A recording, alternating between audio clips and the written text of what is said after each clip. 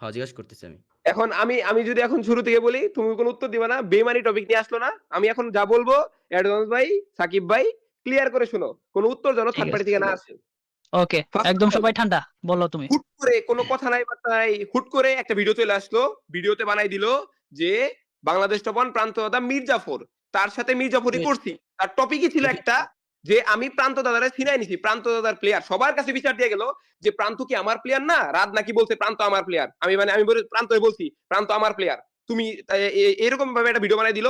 সবার মধ্যে ছড়াই দিল যে প্রান্তরে এত কিছু কিনে দিছে। প্রান্ত রাদের কাছে চলে গেছে। প্রান্ত লোভী আর রাত হচ্ছে বেঈমান। প্রান্তরে ভুলভাল বুঝাই নিয়ে আসছে।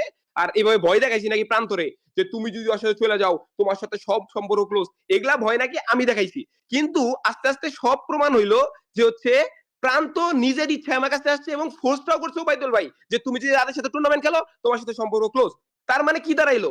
মেইন টপিক বেইমানি তো বানাইলো যে প্রান্তরে নিয়ে নেওয়া না, প্রান্তরই তো আমি নেই নাই, তাহলে বেইমান কোন দিকে হইলাম? এক কথা শেষ এখানে। তো এইখানেই তো হুম। মেইন টপিকটা শেষ হয়ে যায়। তাহলে অতিথি শেষ কই থেকে আসে? সে যে বানাইতেছে এগুলা এবং সে ভালো করেই জানতো প্রান্ত স্বইচ্ছায় গেছে। আমি লাস্ট ভিডিওতে স্ক্রিনশটের প্রুফ সহ দিছি। ফেস্টিভ্যালের হুমকি ওহো! দেওয়ার পরে যখন আচ্ছা, প্রান্তর সাথে আচ্ছা। ওবায়দুল ভাই কথা বলতে যায়, ওয়েট, ওবায়দুল ভাই যখন প্রান্তর সাথে কথা বলতে যায় তখন প্রান্ত বলে যে আমি নিজ ইচ্ছায় আসছি। তার সাথে কথা হয় কিছুক্ষণ। তারপরে ওবায়দুল ভাই আমার মেসেজ দেয় আমি তোমার কোনো ক্ষতি করব না। প্রান্ত নিজ ইচ্ছায় গেছে, আমার ভুল ছিল। তাহলে তার ভুল ছিল, সে জানে রাত এনে জড়িত না। তাহলে তুমি প্রান্তরে নিয়ে ভিডিও বানানো দরকার, প্রান্তরে নিয়ে বানাও। তুমি আমার কেন টানলা? প্রান্তরে নিয়ে বানাইতেছে, প্রান্ত আচ্ছা। তোমার সাথে বেইমানি করছে আ কি করে নাই? আমাকে প্রান্ত বলার ক্লিয়ার সুযোগ করে দিছে তোমার দেওয়া হলে আমি ভিডিওতে। বলব। এক ১ মিনিট এখন আমি বলি। এখন এই আমাকে না, না, প্রশ্নটা না আমি আমাকে বলে বলার দিই। সুযোগ দিলে আমি বলব আহা একটু। আচ্ছা বলো ভাই, বুঝতে সমস্যা নাই। দুজনে আমি তো তোমারে বললো, সেও বললো আমিও প্রশ্ন। বললাম। এখন আপনি বলেন আচ্ছা ১ এক রাত মিনিট। মিনিট শেষ না, করুক, রাতকে শেষ করতে দাও। রাত শেষ করো, রাত শেষ করো। তো ওই যে বেইমানির ফার্স্ট বেইমানির টপিক কইতে আসলো প্রান্তরে টান দেন। প্রান্তরে আমি টান দেই নাই।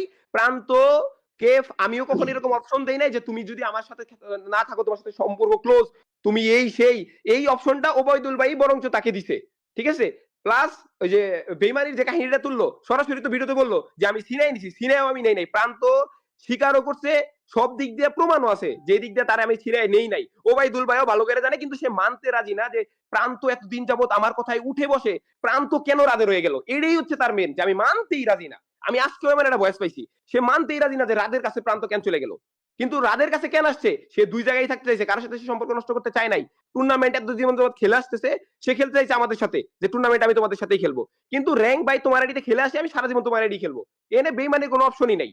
কিন্তু সে চায় এখানে কিন্তু প্রান্তরে আমি আমি টাকা দিয়ে আমি চালাই, একটু বলি। প্রান্তর জন্য আমি আরে খরচ করি না, না, ভালো বাংলাদেশ মতো। টপ ওয়ানে বলতে দাও। বাংলাদেশ টপ ওয়ানে প্রান্তকে বলতে আমি দাও। টাকা আমি দিয়ে বলি না, না, চালাই, না এখানে প্রান্তকে হাত কিন্তু খরচ দেই, প্রান্ত হ্যাঁ, জন্য আমি পরে খরচ বলতে করি। দাও। তুমি পয়েন্ট করো, সবগুলো বইলো।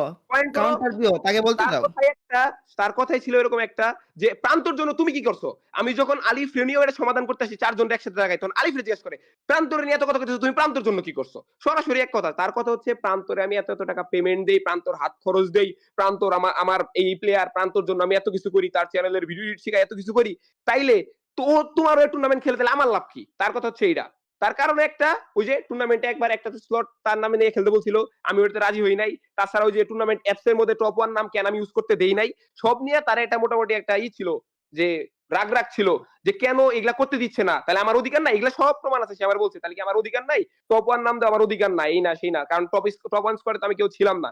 এরকম দিয়ে সে প্রথমে রাগ করে। রাগ করার পরে এক পর্যায়ে সে বলে তাহলে প্রান্ত যেহেতু তাহলে রাত হয়ে খেলছে তাহলে আমার লাভ কি?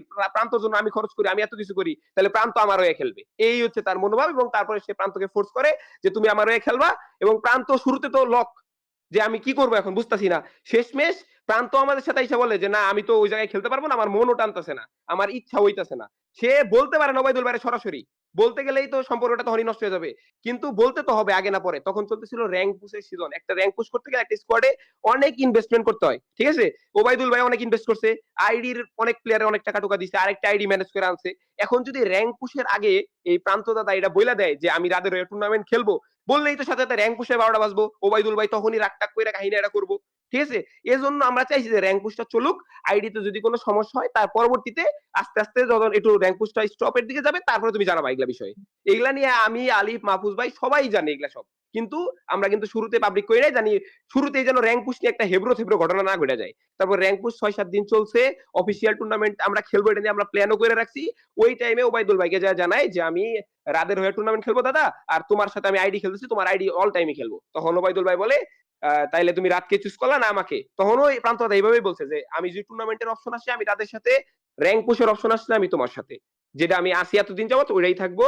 আমি কোনো ভেদাভেদ চাচ্ছি না। আমি একসাথে থাকতে চাচ্ছি। তারপর ওবায়দুল ভাই বলে, "ভালো থাইকো।" ব্লক কইরা দেয়। ২ দিন পরে আইসা ১-২ দিন পরে আইসা আমার একটু থ্রেট-ট্রেটও দেয়। প্রান্ত তাদের সাথে কথা বলে, তারপরে সে চলে যায়। এই হইছে ঘটনা। আর কোনো ঘটনা নাই।